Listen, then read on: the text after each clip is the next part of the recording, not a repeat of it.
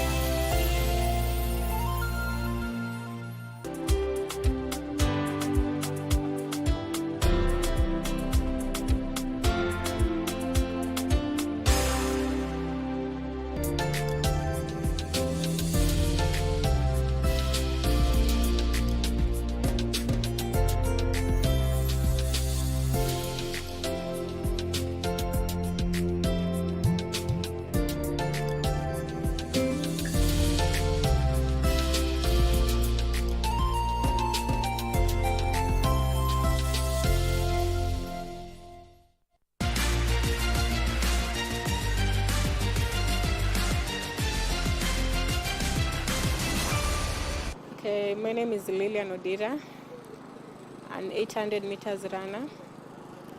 It's my first time in the Olympics team, and I'm grateful and wishing to do my best outside there. Yeah, the team is combined of Mary Mora, the world champion, and Vivian Chebet. Yeah.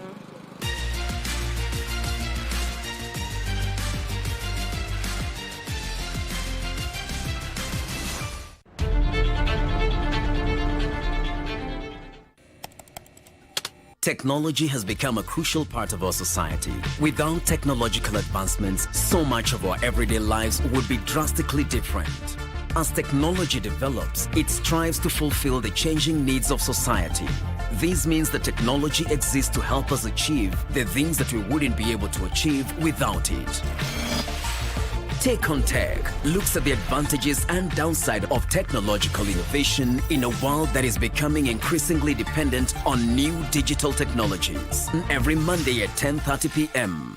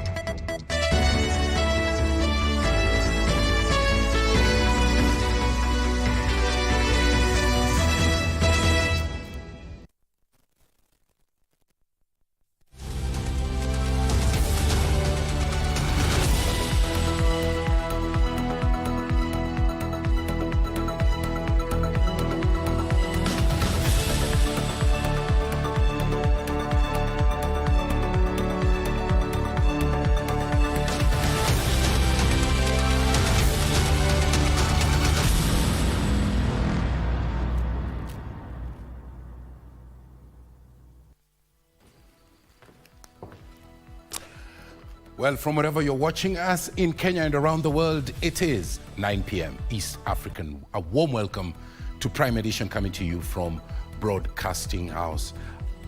Tonight, on this live broadcast, we've put together for you stories on the local scene, in the business segment, and at the tail end, we'll be looking at what's happening in the world of sports. This live broadcast begins right now with an executive summary of our top stories.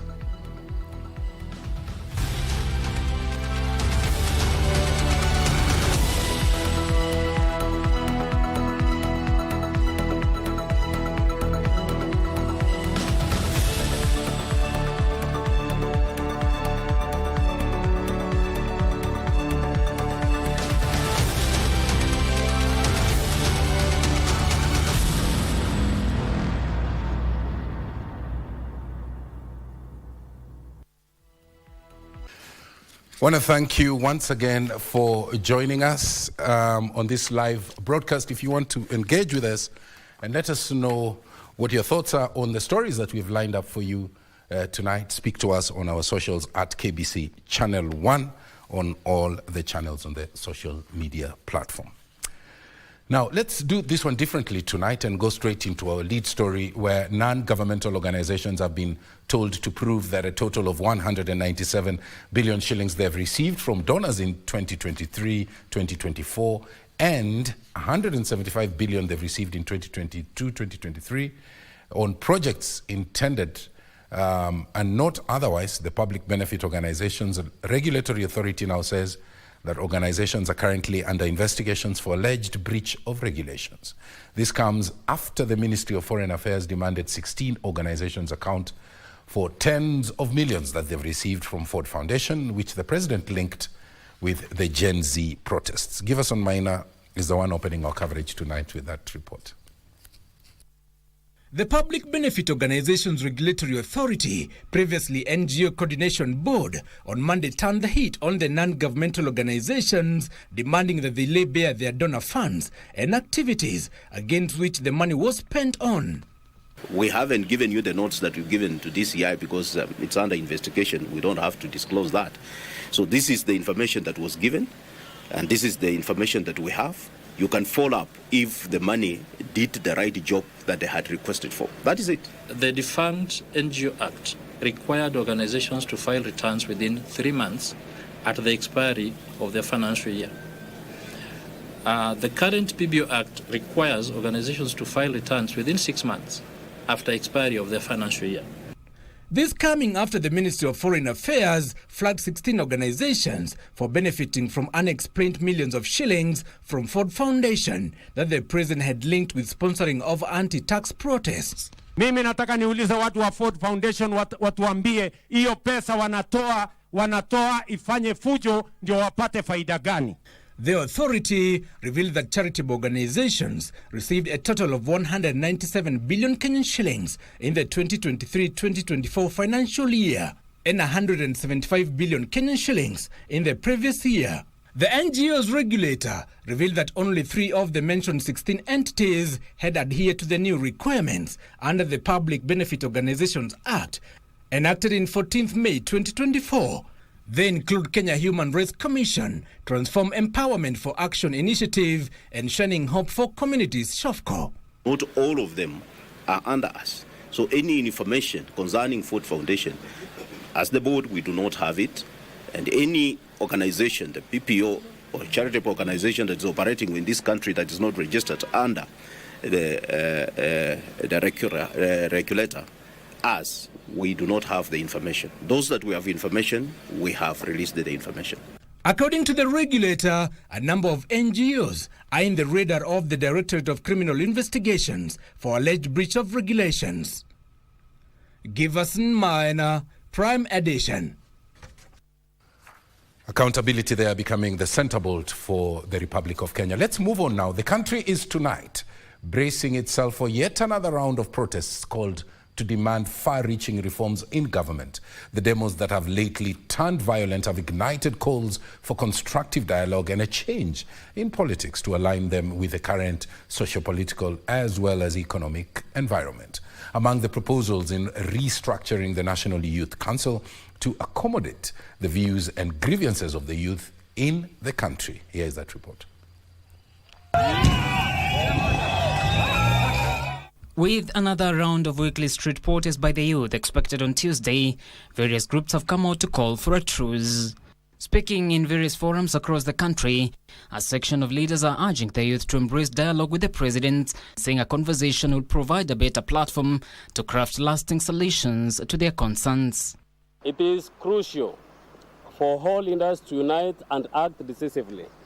We must give President the time and the space to lead. We are saying that so long as they are demonstrating, they should not destroy public property.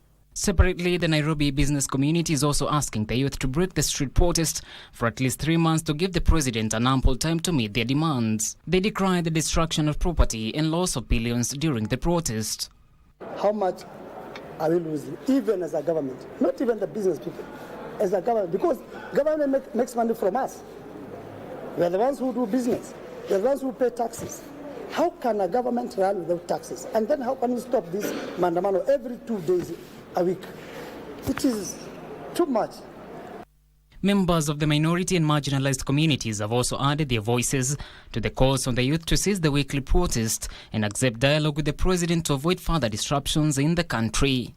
In the meantime, a section of leaders in Nairobi County is calling for restructuring of the National Youth Council to accommodate the views and grievances of youths in the country. Revive the NYC, let the young people register as voters for NYC, elect 6 leaders in every ward. Viongozi wetu wakiketi pamoja, lazima tupate suluhisho na mwelekezo kwa taifa letu. They say the council should have 6 youths in each ward to represent both genders. They have also held the national dialogue initiated by President William Ruto and Raila Odinga, saying it is the only way to restore calm and normalcy in the country. John Kahiro, Prime Edition. Let's now take you to Kiambu, where police officers in Limuru sub-county have recovered 8 containers of poisonous chemical, sodium cyanide, after conducting a door-to-door search. Limuru Deputy County Commissioner Charles Mukele said that 24 containers were lost after a truck that was transporting the chemical to Uganda overturned in the Kambere area along the Nakuru-Nairobi highway. Limuru Deputy County Commissioner Charles Mukele, who led the operation, called on those still in possession of the cylinders to surrender them to the nearest authority because the chemical is poisonous. We have recovered 8 out of 24, but we are told that some were carried away. People saw matatus and other vehicles loading and taking them towards Rift Valley. Some might be in Kiambu, but some might be beyond Kiambu.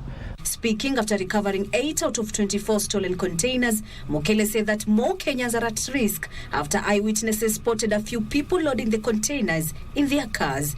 Wakiona lori imeanguka, wasiende kulut. Juu sasa wanaluta hata vitu hawajui. Kama saa kuna sodium cyanide ilirutiwa. The owners are coming, they have told us they are coming, they are also carrying along antidotes for this poison so they can be able to give to any villagers who have been affected. We have Kiambu Governor Kimani Wamatangi says no hazardous substance will be transported within the county without proper supervision. For extraction of metal or metal treatment, but it has no other business. So people must make sure that they do not think that it is a product that can be used for any other purpose. We ensure that no one is allowed to pass or cross either a check, and we shall be mounting as many as possible moving on in the wider Kiambu area to ensure that no one is transporting any unknown chemical as such. The governor is urging those who may have been in close contact with the chemical to visit the nearest medical facility for testing. Constitutional Maisha, Prime Edition. Now, the government has defended the introduction of the Maisha card to replace the old generation identity card. According to Principal Secretary for Immigration and Citizen Services, Professor Julius Bitok, at least 820 public and stakeholder engagements were carried out in a public participation process, including civil society, religious leaders, the private sector, as well as the media. The PS says that the renewal of the card every 10 years is standard practice in various countries, including Uganda, Tanzania, and France, to undertake fresh biometrics. So far, a total of 972,630 Maisha cards have been issued.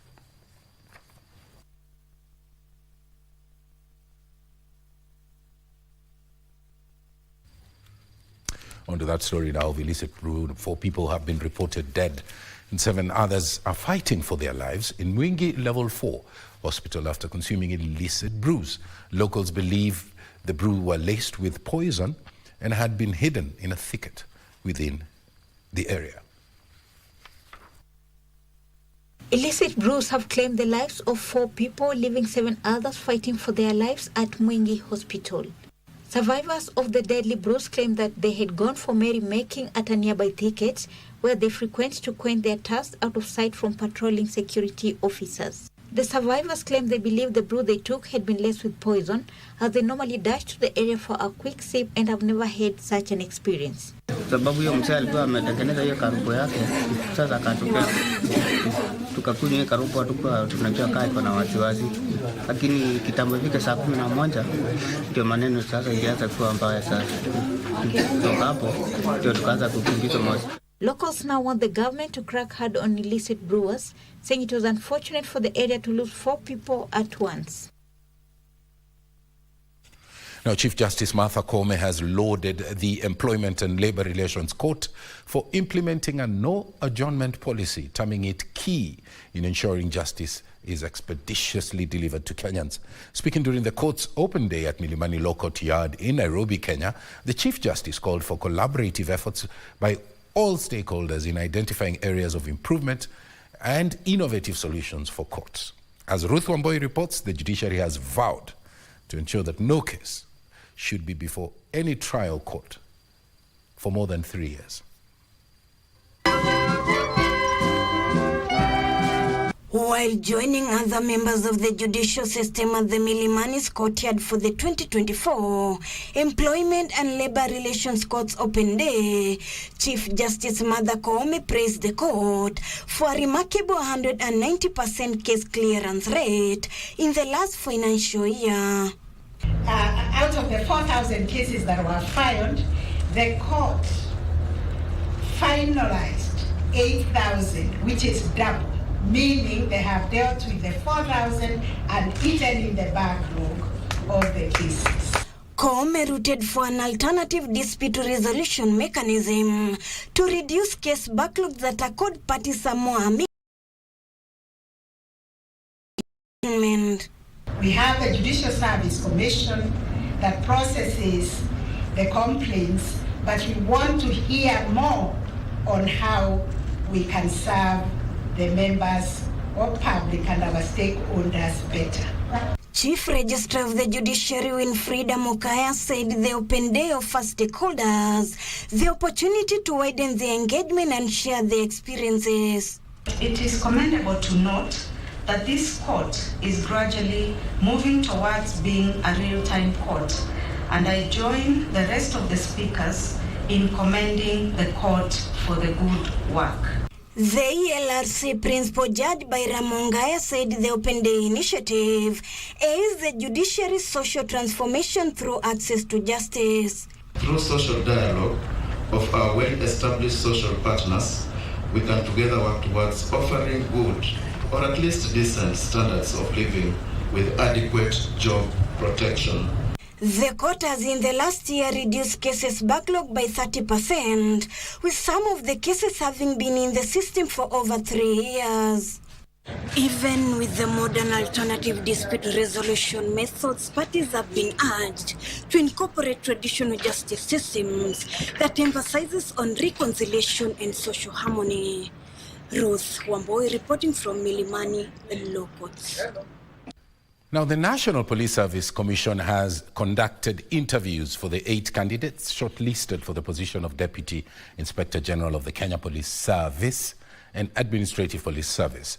The position fell vacant following the appointment of former Deputy Inspector General of the Kenya Police Service, Douglas Kanja, as Acting Inspector General of the Police, and the redeployment of former Deputy Inspector General of the Administration Police Service, Nur Gabo, to the public service. At the Kenya School of Government, the National Police Service Commission sat ready to interview the 8 candidates shortlisted for the position of Deputy Inspector General of the Kenya Police Service and Administration Police Service. All-round person, a good leader, a good commander, a person who can be confident to lead the officers of other ranks below, and also a person who can be able to lead change and reforms in the National Police Service. Members of the public were not left behind either, as the Commission opened a portal where they can submit their opinion on the suitability of the shortlisted candidates. And should we find merit in whatever complaint or whatever issue that have been raised, we will be able to address it here. and make the right decision. The 4 candidates shortlisted for the position of Deputy Inspector General in the Kenya Police Service is the current acting Deputy IG of the Kenya Police Service, Eliud Lagat, George Adero Seda, Tom Mboya Odero, and Dr. Vincent Makoha. For the position of Deputy Inspector General of the Administration Police Service are the current acting Deputy James Kamau, Gilbert Masengali, Margaret Nyambura, and Dr. Masoud Mwinyi. He will be in charge of formations and units within the service. He will also be in charge of the men and women in uniform. I feel I have what it takes to be the DIG Kenya Police in terms of general operations of the in Kenya, ensuring safety prevails in our boundaries, and ensuring a lot of professional undertaking is being exhibited by the officers. The exercise is expected to end with the forwarding of the names of suitable candidates to the President for appointment. Yusufa reporting for Prime Edition. To the corridors of justice now, a former prison boss, Benjamin Mboya and Joga, and 4 others have denied allegedly pocketing 302 million shillings for goods not supplied to the State Department for Correctional Services. Milimani's anti-corruption principal magistrate, Celessa Okore, had last Friday issued summons for the absentee accused persons to appear in court Monday for plea taking after 6 others were charged. Details in the Scales of Justice segment. Appearing at the dock at the Anti-Corruption Court, the accused persons denied all the charges leveled against them. Crime mainly fraudulent acquisition of property to read Kenya shillings 301,908,000. The court applied the same bond terms granted to the first group of suspects, charged on Friday of a bond of 7 million shillings. It is alleged that in 2016, the prison senior officer, a cleaning supervisor, and 14 others conspired to commit an offense of corruption and economic crime. Pre-trial for the case of all the 14 suspects will be on 2nd August this year. And a Nairobi city lawyer charged with forging documents to secure the release of an exhibit in a corruption case has been acquitted for lack of evidence. While delivering the verdict, Milimani's senior principal magistrate Martha Nanzushi ruled the prosecution failed to prove its case against lawyer Jack Bigambo beyond any reasonable doubt. Bigambo had been charged 2 years ago with forging of a stamp impression in the name of Grace Wamboi Maina, advocate and commissioner of oaths, on February 10th, 2022.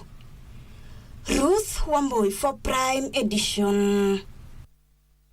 Now, the technical and vocational education training TVET sector is set to celebrate 100 years of existence on the 31st of July at the Kabete National Polytechnic, where it all began. TVET Principal Secretary Esther Moria says that the celebrations, which will be graced by President William Ruto, will bring together key TVET stakeholders, policymakers, development partners, and TVET trainers. The celebrations come at a time when the TVET sector is implementing dual training that requires students to spend half of their training in industries and the other half in the classroom.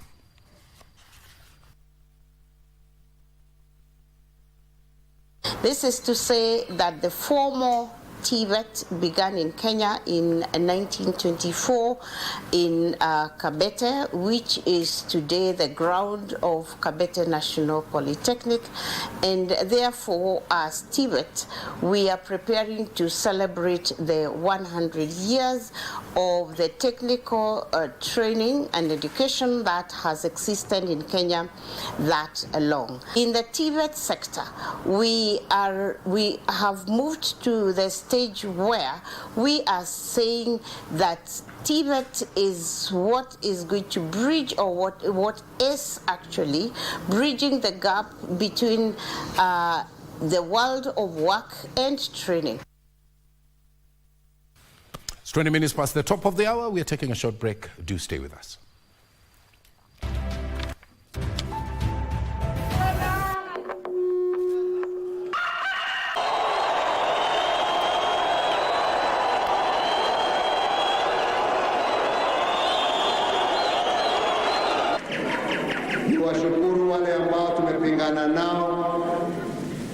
Ni washukuru kwanza wale ambao walikubali kuacha viti vyao waniunge mkono, tushirikiane tujenge KANU yetu.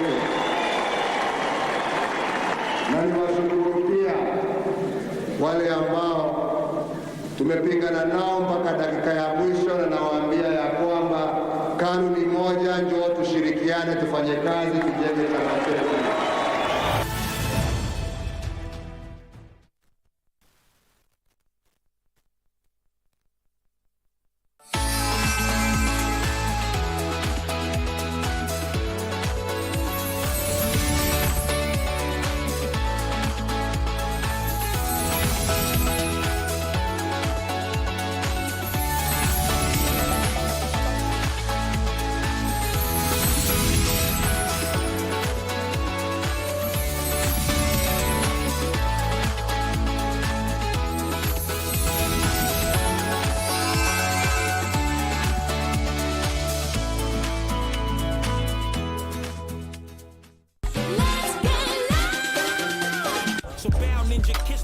Following the successful 2023 Cypher, they held yet another edition, an exclusive 2024 listening party for the Cypher.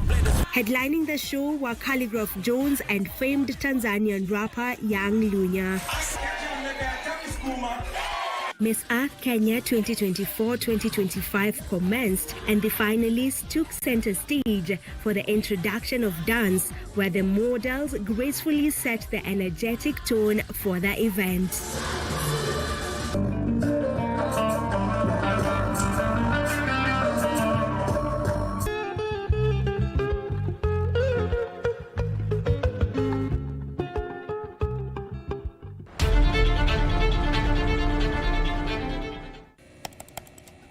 Technology has become a crucial part of our society. Without technological advancements, so much of our everyday lives would be drastically different. As technology develops, it strives to fulfill the changing needs of society. This means that technology exists to help us achieve the things that we wouldn't be able to achieve without it. Take on Tech looks at the advantages and downside of technological innovation in a world that is becoming increasingly dependent on new digital technologies. Every Monday at 10:30 p.m.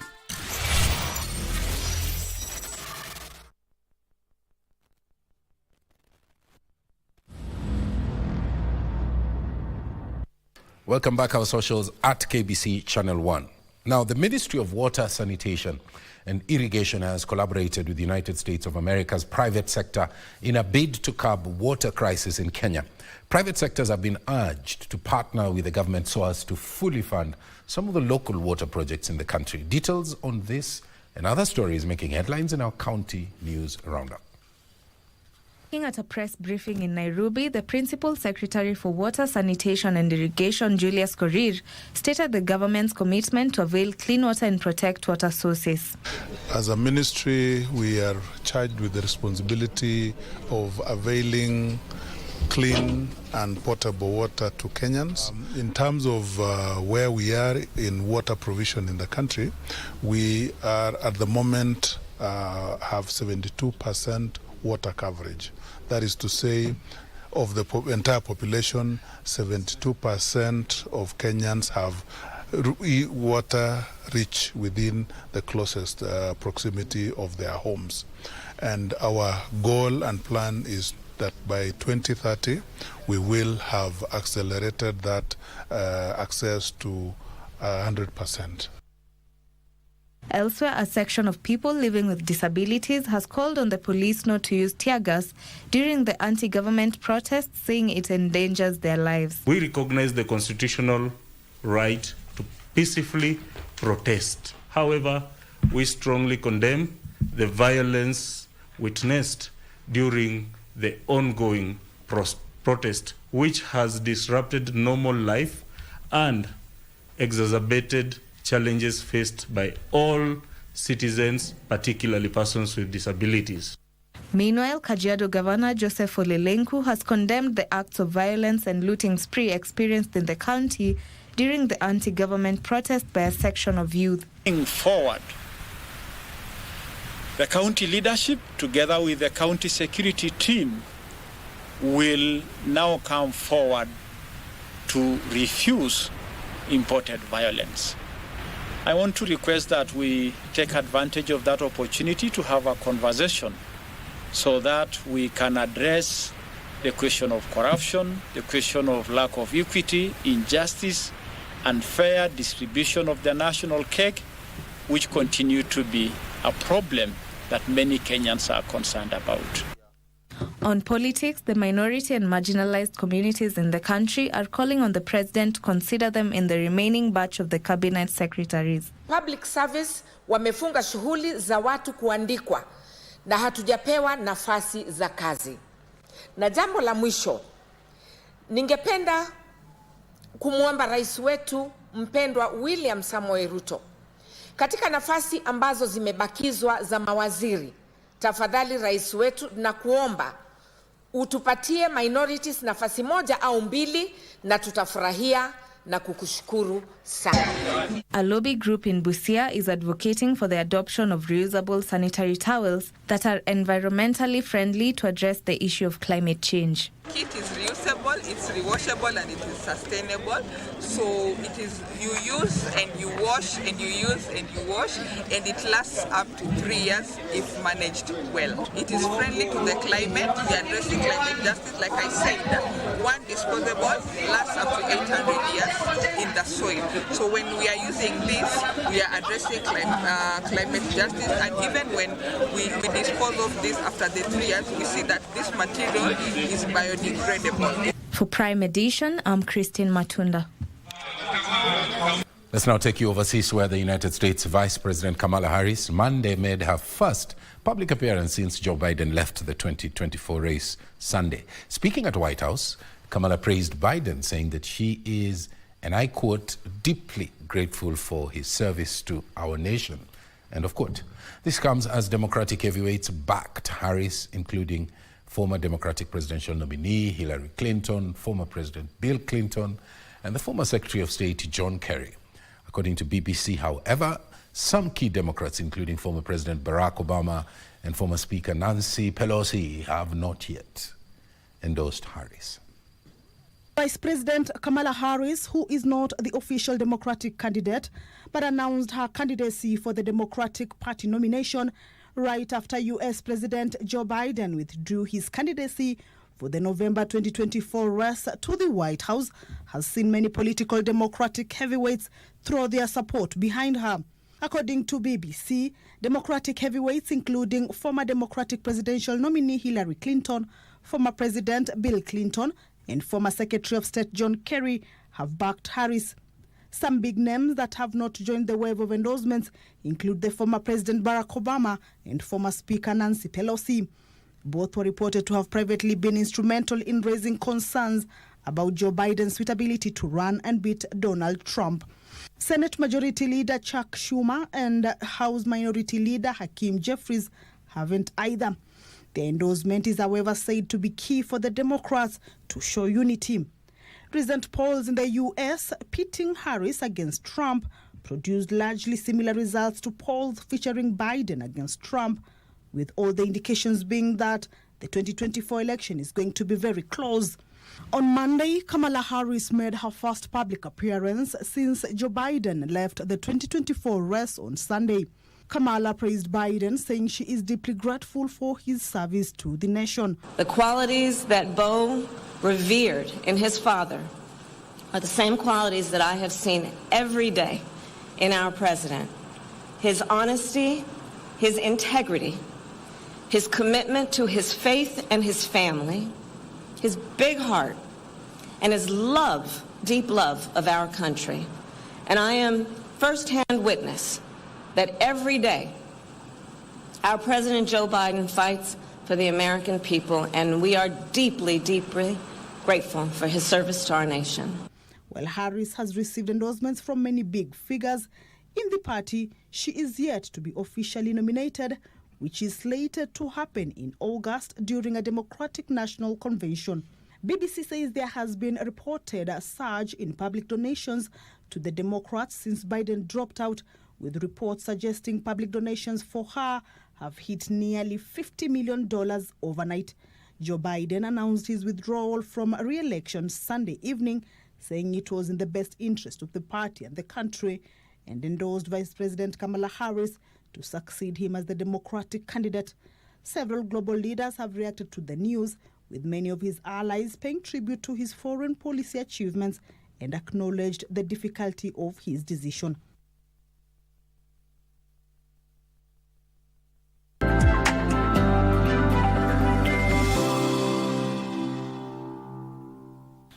From the United States of America, back to the studio here in Nairobi, Kenya, with a look at the day's business, where Raymond Jenga is on set. Good to see you, Tom Mboya, this evening, and we take a look at the day's business news. And we kick it off with the latest, where Kenya is set to experience a slowdown in economic activity, which will affect long-term growth prospects following a reduction of up to 122.4 billion shillings in development expenditure.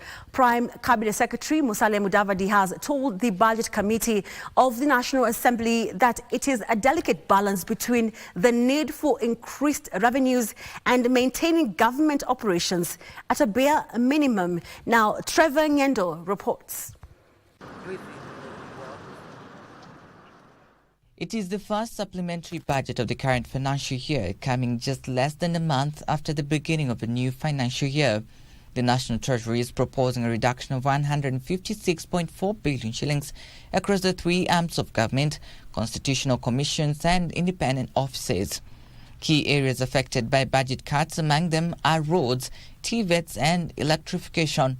14.1 billion for roads projects, 14.6 billion for electrification, that is the last mile and public facilities, 6.5 billion for water and sanitation, 6.5 for police modernization, 3.3 billion for settlement of the landless, 3.1 billion for construction and equipping TVETs. Parliament is losing 3.7 billion Kenya shillings.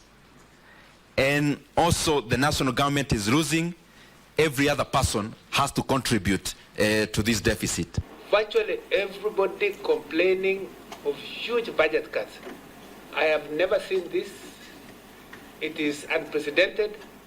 It's a place, as a technical person at the National Treasury, I wouldn't like Kenya to be in. Some legislators questioned the rationale behind the budget cuts on what they term as key projects that will likely hurt the common citizens.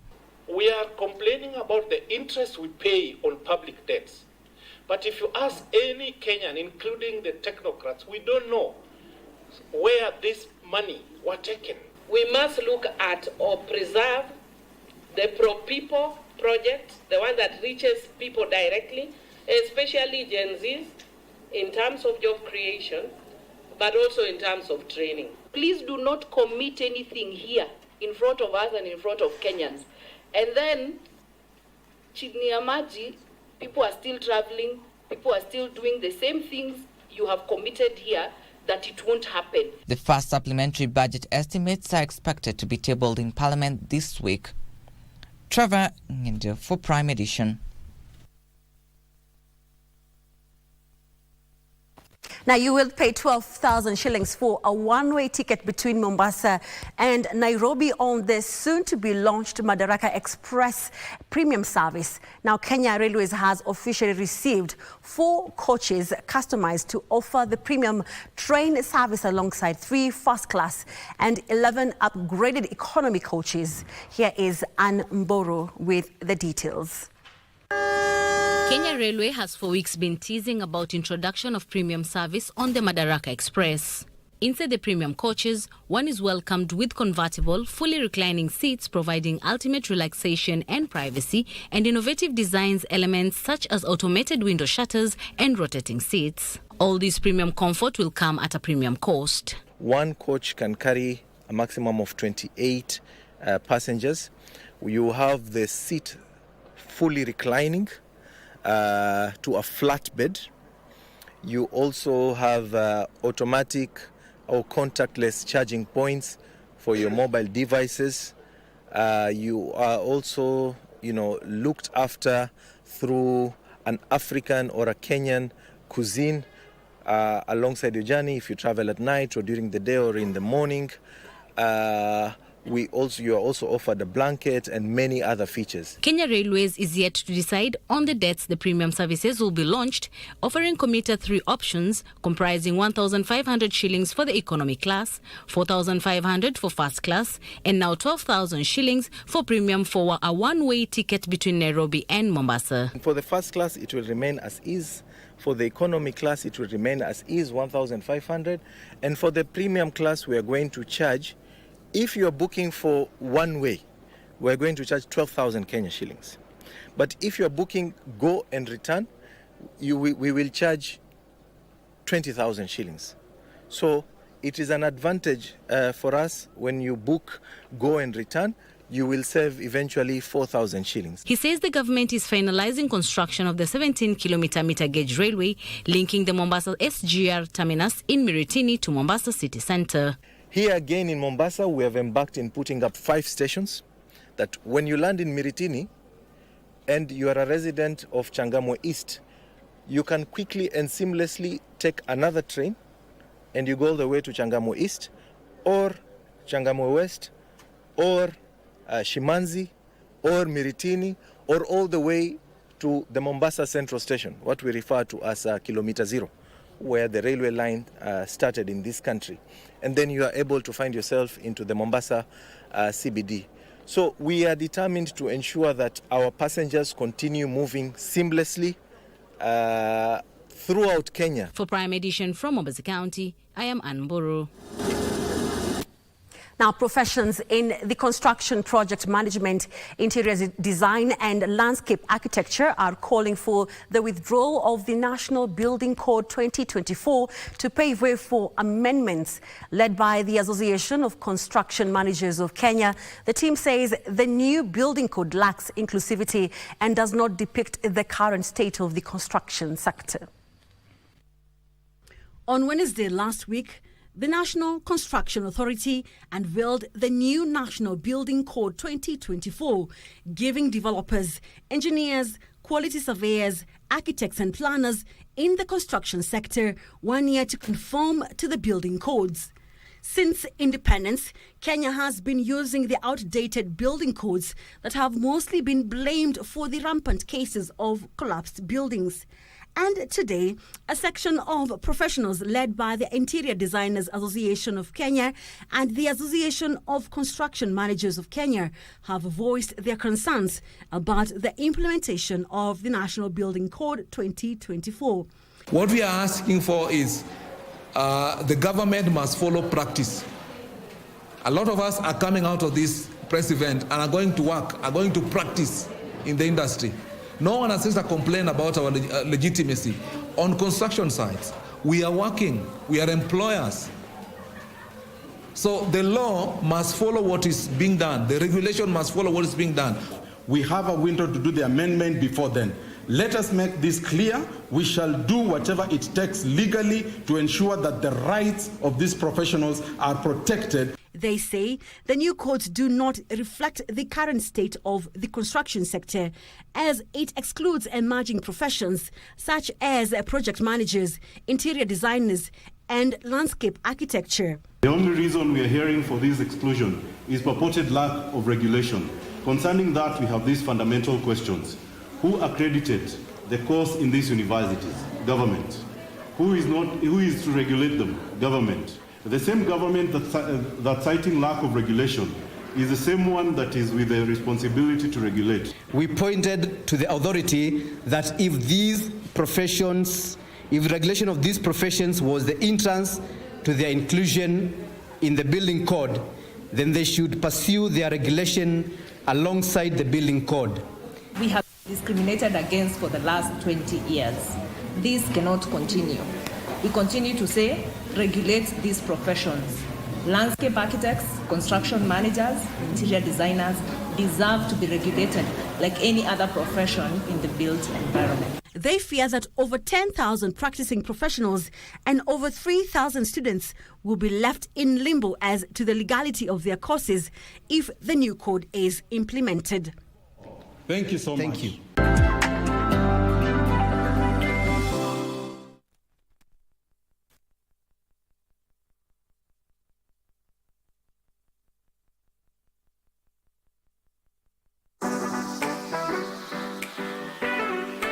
kupitia kwa star 570 hash tunakupa nafasi ya kuchomoka na this brand new Mazda Demio. Enjoy a beautiful, clean, semi-leather interior, low mileage, touchscreen and a reverse cam, fuel-efficient 1300cc engine, great for personal use and business.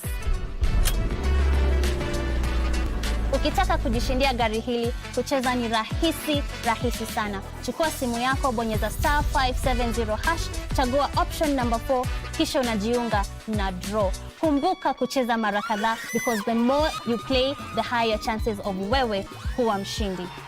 Gari ya pili ni yako. Ni yako. Hii Julai, jishindie Demio na Loto Moto. Tucheze, tusaidie na tushinde.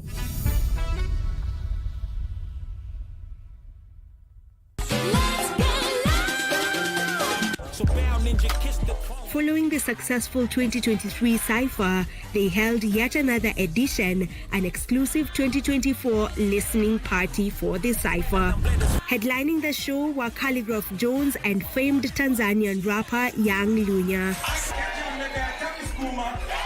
Miss Earth Kenya 2024-2025 commenced, and the finalists took center stage for the introduction of dance, where the models gracefully set the energetic tone for the event.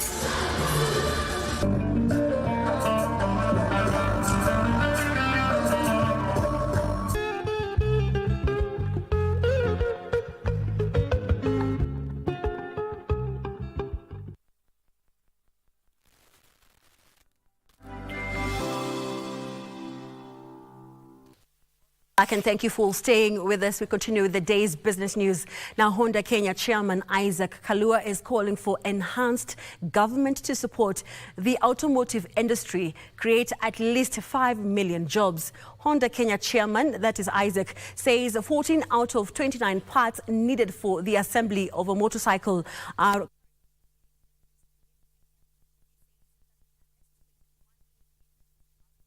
directly and indirectly in the automotive sector.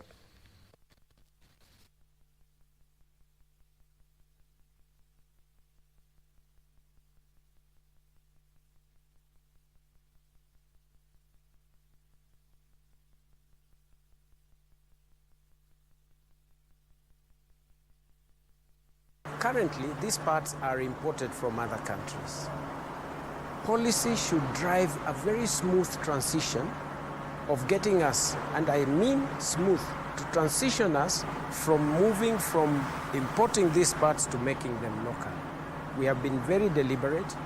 We participated in giving a roadmap of the motorcycle processes so that we can start producing the original 7 parts and the next 7 parts. Now currently we are doing 14 parts. I think this is the first product to see this kind of a very one country oriented kind of a development. So I'm very confident that this product will give the Kenyan customers lots of joys in the coming times.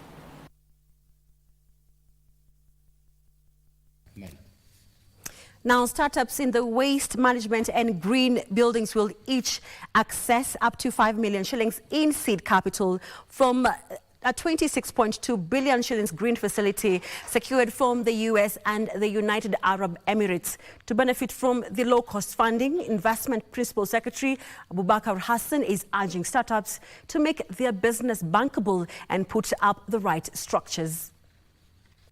The Green Fund is set to increase by 21 billion shillings after the government secured a private equity from the United Arab Emirates and the US. The Green Fund will mainly target entrepreneurs in the waste management and affordable green building sector.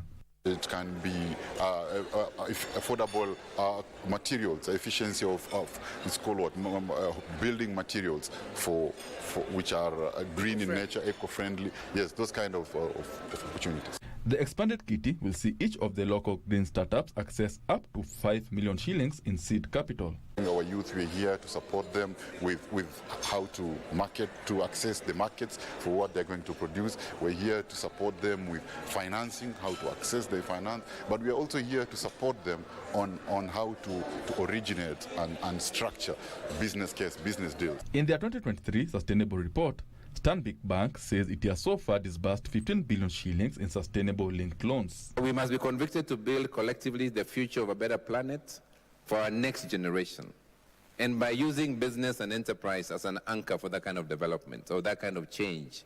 In a new sustainable framework, the lender will start screening businesses with an asset base of 131 million shillings on sustainable risks from the current threshold of businesses with an asset base of 392 million shillings. Benson Rioba reporting for Prime Edition. It's the end of business news tonight, but you can find more stories on our website, including the activities at the Nairobi Securities Exchange that happened in April, May, and June 2024. My name is Wairu Mujenga. Have a good night.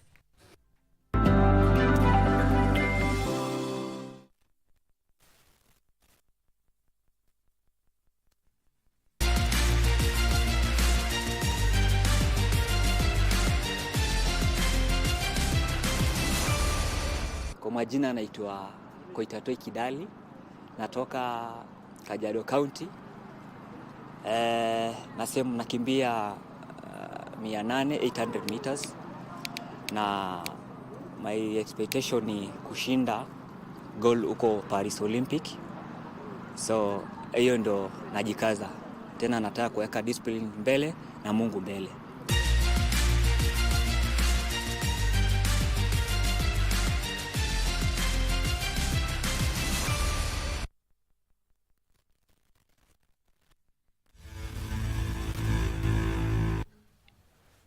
And a very good evening to you. My name is Daniel Wahome and welcome to Prime Edition Sports. African 100-meter record holder Ferdinand Omanyala and Malkia Strikers captain Triza Atuka will be Kenya's flag bearers at the opening ceremony of this year's Olympic Games in Paris, France. Omanyala says it is an honor for him as he hopes to medal at this year's Games, where he will be making his second appearance, the first being at the Tokyo 2020 Games. The 2024 Paris Olympic Games will be televised live on KBC Channel 1.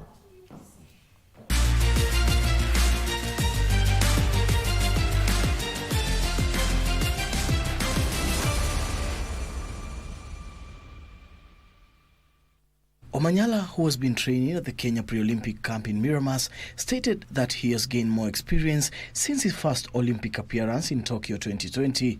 It's a great platform and millions of people are going to watch the Olympics. So them seeing me before I come and compete is a privilege, and thanks to NOC and the people who came and put their minds behind this. I really appreciate that. The African champion has since built on his strength to at least get his first global title in Birmingham when he became the first Kenyan to win the 100 meters gold medal during the 2022 Commonwealth Games.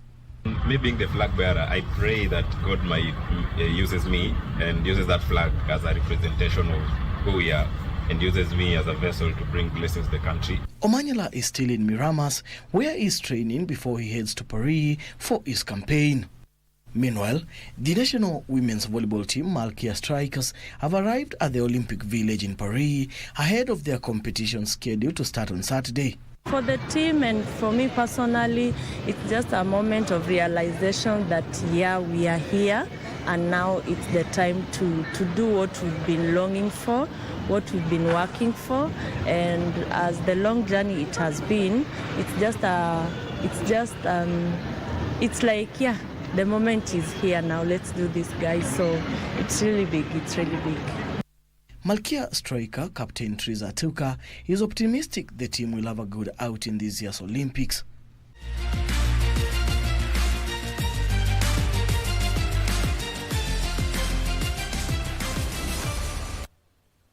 And the National Olympic Committee of Kenya is confident that Team Kenya will give their best performance at the Paris Olympic Games, which start on Wednesday with the National Rugby Sevens team in action.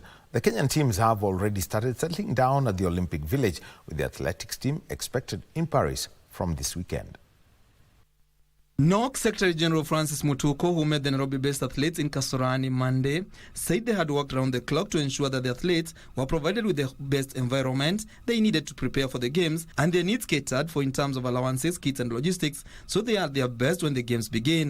There are some sports, for example, Malkia Strikers, who have been in the Olympics before, and therefore our objective And expectation for that particular team is that when they go and compete, they'll be competing at par with the other nations from the world who will be participating in volleyball.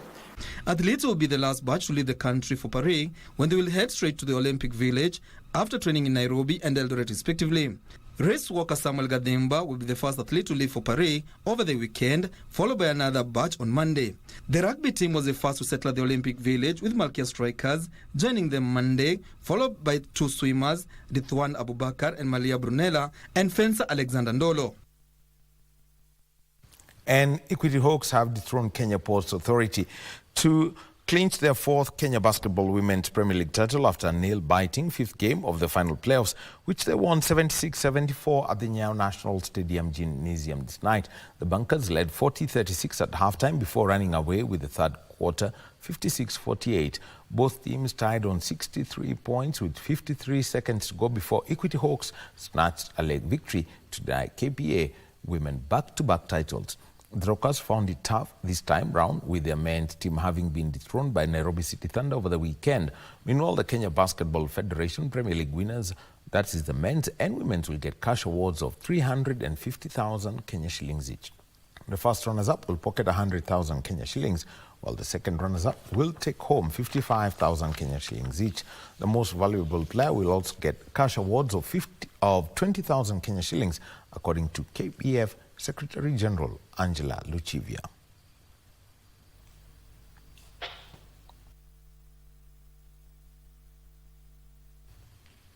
And the National Rugby Sevens circuit resumes this weekend, and it has been boosted by a sponsorship of 16.5 million shillings from betting firm SportPesa.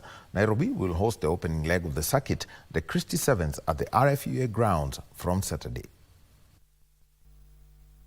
The Division 1 competition will see 16 teams battle it out for the top prize, while Division 2 will have an entry of 24 teams. The host club in the 6th leg tournament will receive 1 million Kenya shillings each to enhance their preparation. Nairobi will host the opening round when the Christie Sevens takes place on the 27th and 28th of July at the RFUA ground before heading to Kakamega for the Kenya Rugby Union Sevens set for 3rd and 4th of August.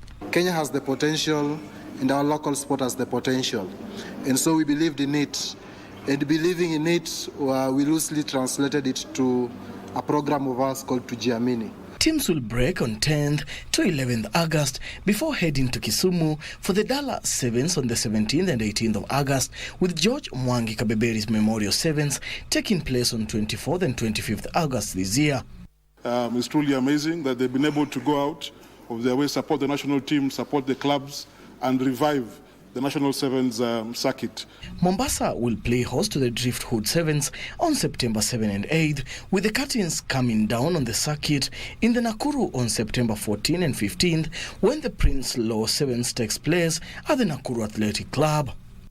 Rugby powerhouse KCB are the reigning SportPesa National Sevens Circuit champions. And Kenya's marksman Ibrahim Jongo bagged 3 gold medals in this year's Zimbabwe Open IPSC International Shooting Championship held at the Cleveland Pistol Club in Harare. The Mombasa-based marksman won gold in Class A, Division 2 and the President's category. Meanwhile, Agnes Wangeshi bagged gold in the production category and silver in the B class. Kenya's Issa walked away with a bronze in Class A, while Peter Kimani won silver in the standard Class B category.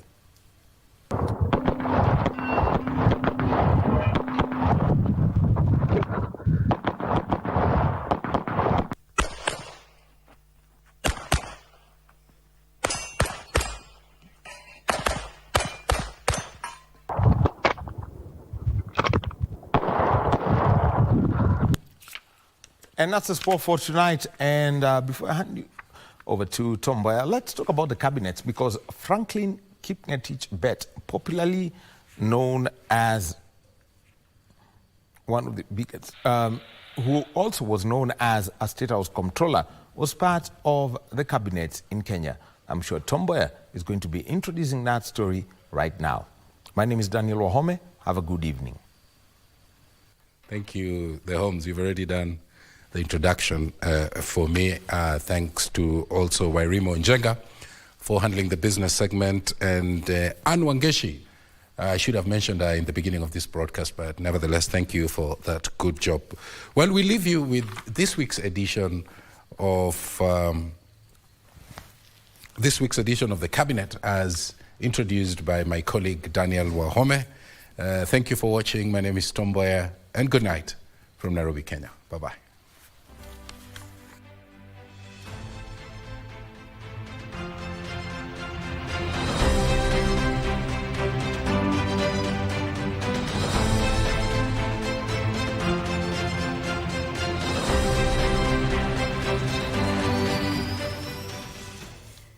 Franklin Kipngetich Bet, alias Chepkoit, which translates to one who delivers, was born in March 1953 in Kericho County.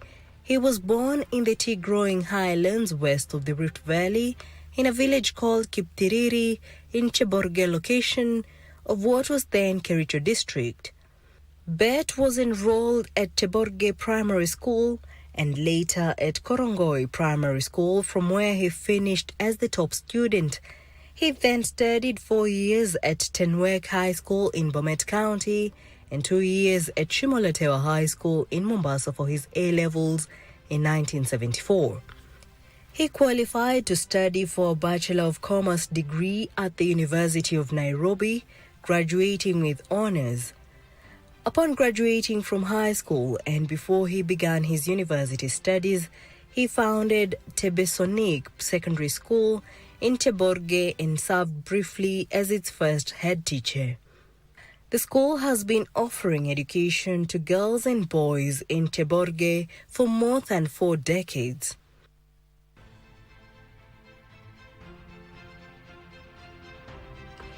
He was appointed Assistant Secretary in 1987, perhaps the first manifestation of the young Bet's potential and an opportunity to hone the managerial skills that would come in handy throughout his career.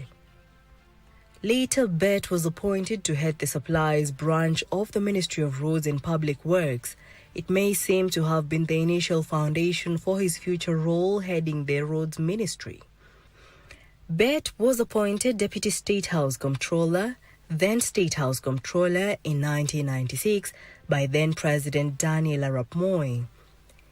The Comptroller of State House responsible for finance and administration, and until 2009, he also fulfilled the role of Private Secretary, handling the President's diary and presidential programs. His work at State House was followed by a stint as Permanent Secretary in the Ministry of Environmental Conservation, then a year and a half as Kenya's High Commissioner to Australia, his final civil service position before his entry into politics in 2002.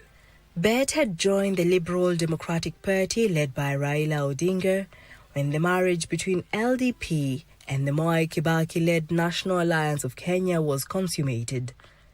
The political newbie was entrusted with the coordination of the alliance's activities in the South Rift and did well at it. The coalition's victory meant a victory for Bet as he was nominated by the new NAC government as a Member of Parliament in 2003 and elected to chair the Parliamentary